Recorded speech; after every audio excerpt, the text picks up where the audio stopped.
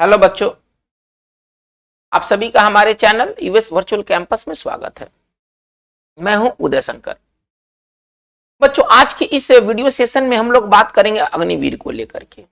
Agniveer air force से संबंधित आज हम लोग कुछ इंपॉर्टेंट चीजों को जानेंगे। ये वीडियो खास तौर पर उनके लिए बहुत इंपॉर्टेंट होंगे जो पहली बार अग्निवीर के बारे में सोच रहे हैं तैयारी करने को लेकर के। अग्निवीर में क्या पूछा जाता है, हम उसकी तैयारी कैसे करेंगे, कम समय में हम कैसे अधिकतम अंक प्राप्त करेंगे, तो इन सारी चीजों से जुड़े हुए आज पॉइंट को लेकर के आज हम लोग चलेंगे। अगर आपने 12 का एग्जाम दे दिया है तो आप जो आपके पास जो समय है, इन समय को आप यूटिलाइज करें। हमारा समाज का एक बड़ा वर्ग जो है वो डिफेंस की ओर जाना चाहता है और अग्निवीर उसके लिए एक सही प्लेटफॉर्म है, एक सही जगह है जहां से वो अपनी तैयारी को शुरू कर सकता है। डिफेंस से ये रिलेटेड जो एग्जाम है वो बहुत ही अट्रैक्टिव है आपके कैरियर को एक नया उड़ान देने के लिए।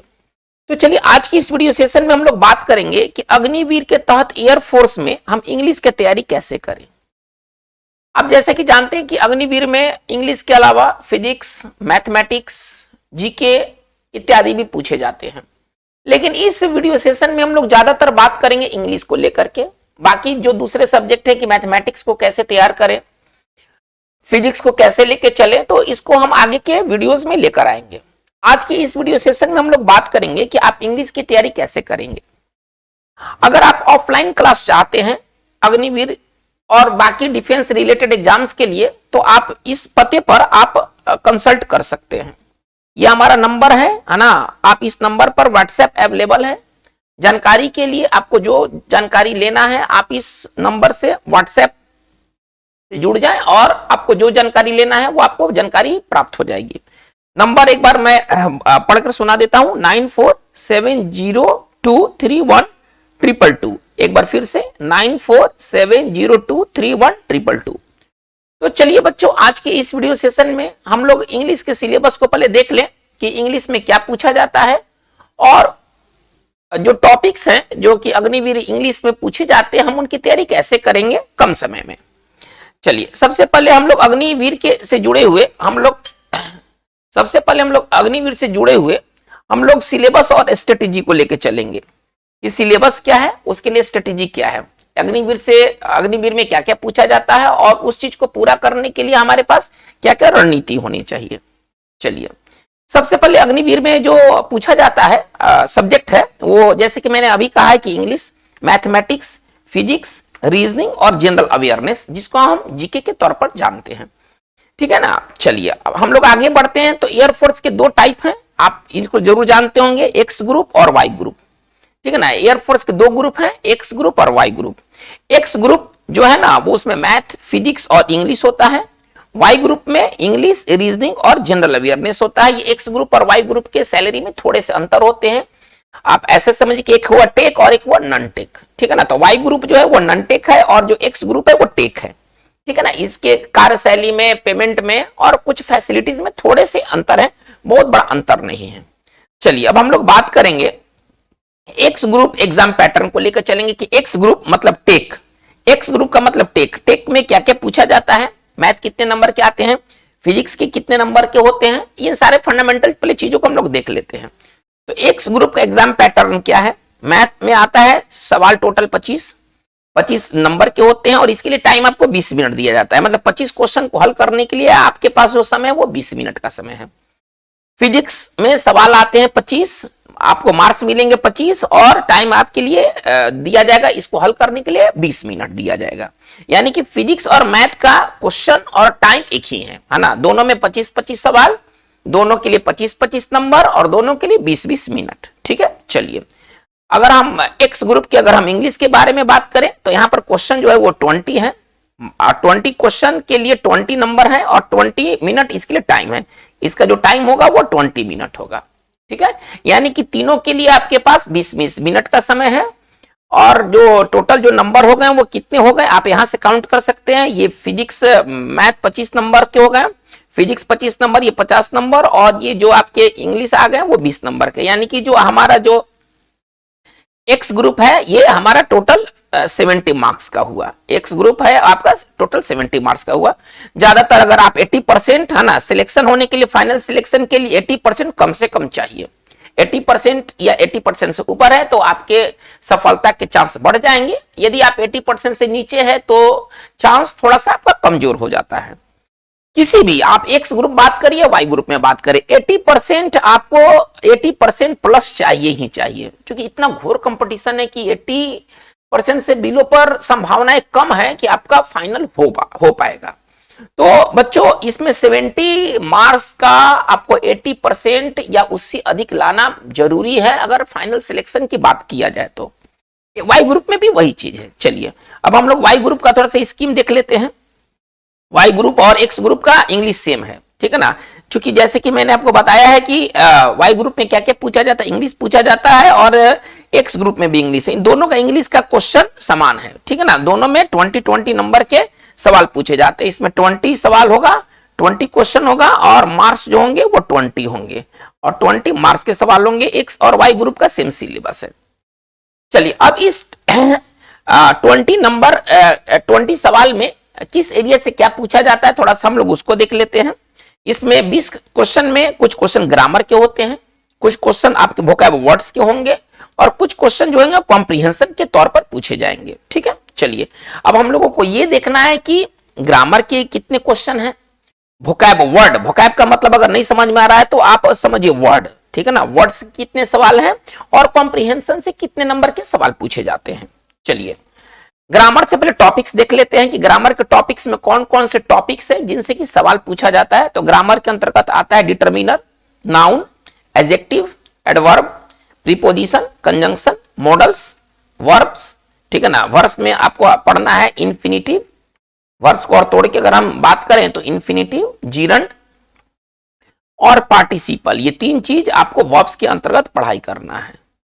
ये तीन चीज आपको वर्ब्स के अंतर्गत पढ़ाई करना है, ठीक है ना। Models, verbs, tense, transformation of sentence पूछा जाता है आपसे, ठीक है ना। ट्रांसफॉर्मेशन ऑफ सेंटेंसेस में आपके लिए क्या है, compound, complex sentence, simple, positive, comparative कैसे बदलते हैं, ट्रांसफॉर्मेशन कैसे करते हैं, इनसे रिलेटेड सवाल पूछे जाते हैं।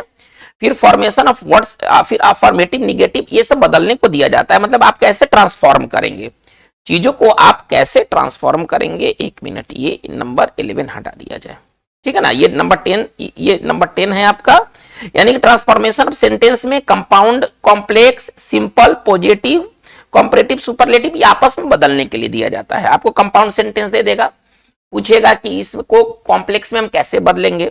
आपको एक सिंपल सेंटेंस दे देगा, आपको पूछा जाएगा कि कंपाउंड में कैसे बदलेंगे। तो ये ट्रांसफॉर्मेशन से रिलेटेड सवाल आपको देखने को मिलेंगे। चलिए अभी आपके हो गए नंबर, इसको हम थोड़ा सा नंबर को थोड़ा सुधार लेते हैं, ये आपके नंबर हो जाएंगे। ये नंबर आपका था 10, चलिए अभी आपके नंबर हो जाएंगे 11, 12, 13 and 14।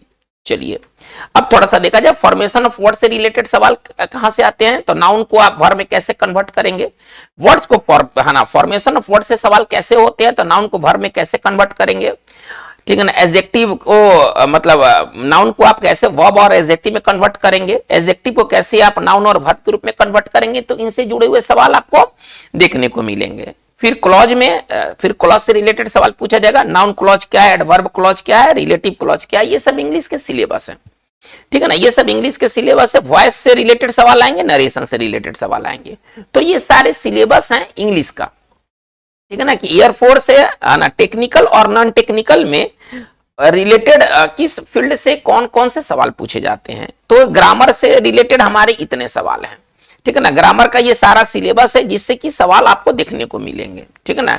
Determiner, noun, adjective, adverb, preposition, conjunction, models, verb, tense, ठीक है ना। ट्रांसफॉर्मेशन ऑफ सेंटेंस, आप कैसे ट्रांसफॉर्मेशन करेंगे, formation of words, clause, narration और वॉइस, तो ये सारे हमारे ग्रामेटिकल आइटम है जिससे कि एयरफोर्स अग्निवीर से सवाल आता है, ठीक है। चलिए हम लोग आगे बढ़ते, वोकैब यानी कि वर्ड। अब ये वर्ड से जुड़ा हुआ ये सवाल है, तो वर्ड से जुड़े हुए किस किस टॉपिक से सवाल आते हैं, तो synonyms, antonyms, one word substitution, miss spelled, idioms and phrasal verbs, confusable words से सवाल आते हैं, ठीक है ना। चलिए, ये सिनोनिम्स आपको बनाने के लिए दिया जाएगा, एंटोनिम्स करने को दिया जाएगा, वन वर्ड सब्स्टिट्यूशन दिया जाएगा, मिसस्पेल्ड दिया जाएगा। वर्ड से ज्यादातर सवाल आपको देखने को मिलेंगे। अगर 20 नंबर के बारे में बात करें तो पैसे जो होता है वो 4 सवाल है ना, पैसे से 4 सवाल होते हैं। वोकैब से आप मान के चलें तो कम से कम आपको 10 सवाल देखने को मिलेंगे है ना, जिसमें synonyms, antonyms, one word, misspelled, idiom, phrasal, confusable words, इससे रिलेटेड आपको 10 सवाल देखने को मिलेंगे। और बाकी जो 6 सवाल है ना वो ग्रामर से वो आएंगे, बाकी जो 6 सवाल होंगे वो ग्रामर से रिलेटेड होंगे। आपके टोटल जो है ना ये 20 क्वेश्चन हो गए। तो हमें ज्यादातर ध्यान देना वोकैब पर, ठीक है ना। वोकैब अगर आपका अच्छा है तो वो ग्रामर को भी बनाने में ना मदद करता है।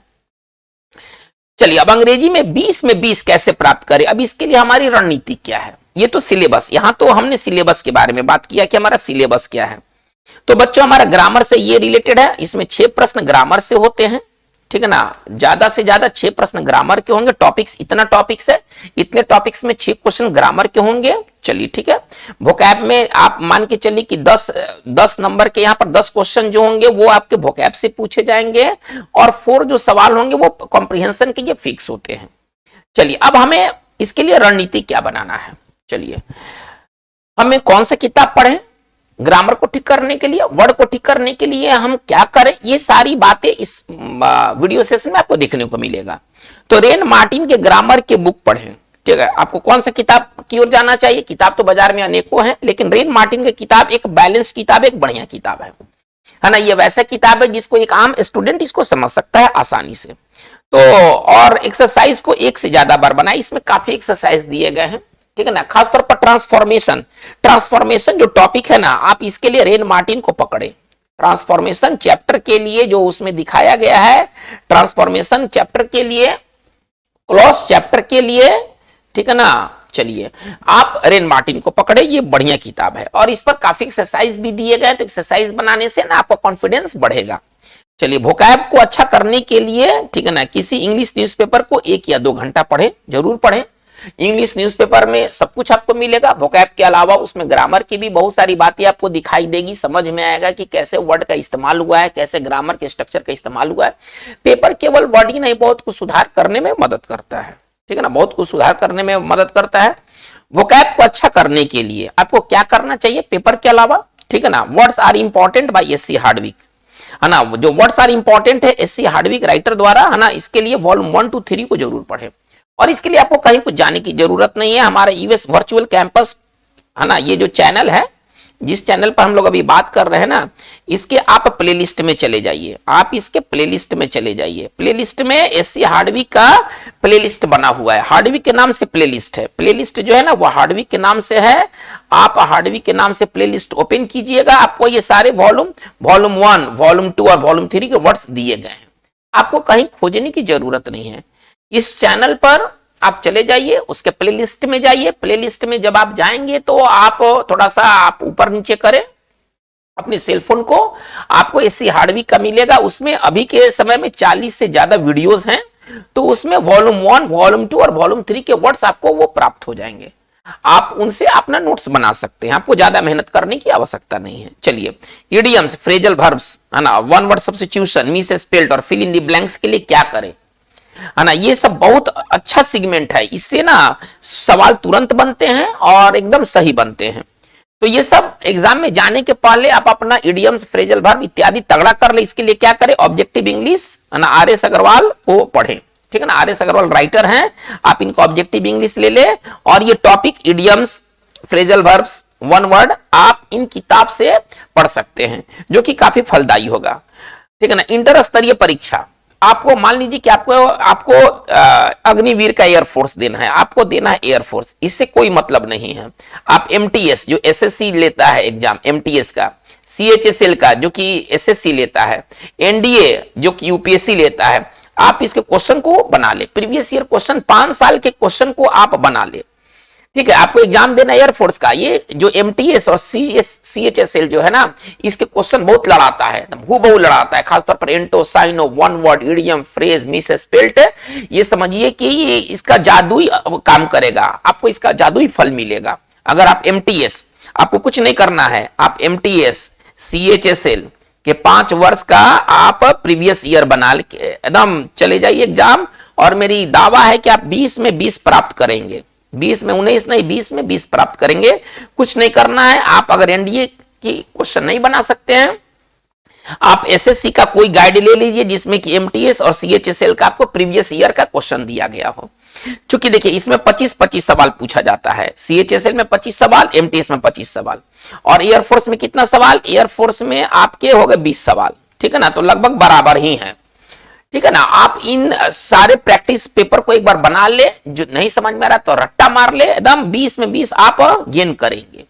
तो बच्चों इस एयरफोर्स से जुड़े हुए जो इंग्लिश का सिलेबस है, इंग्लिश की रणनीति कैसे हम तैयार करेंगे, तो इस पर यह हमारा वीडियो सेशन था।